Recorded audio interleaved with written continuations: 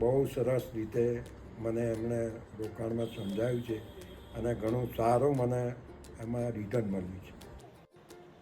અને એનો એપ્રોચ બહુ સારો હોય છે અને પાછા એ સીએ છે એટલે ઇવન મારે આ રિટર્ન ભરવાના હોય કે ફાઇનાન્સમાં કંઈ પૂછવું હોય તો બી મને બહુ સારી રીતે સમજાવે.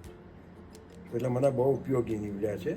શું બહુ સરસ. અને એ સિવાય બી પિનલ માટે એટલે કહું કે ચાર્ટર્ડ એકાઉન્ટન્ટ નહીં, કોઈ પણ ફિલ્ડમાં ઇઝ માસ્ટર.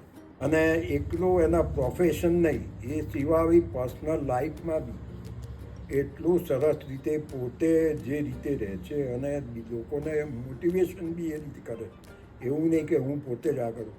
આજે મને ખબર છે તમારી એમની કંપનીમાં બી એ લોકોને આગળ કેવી રીતે વધવું પોતાના ફિલ્ડમાં, એને મારી મોટિવેશન બહુ સારું કર્યું.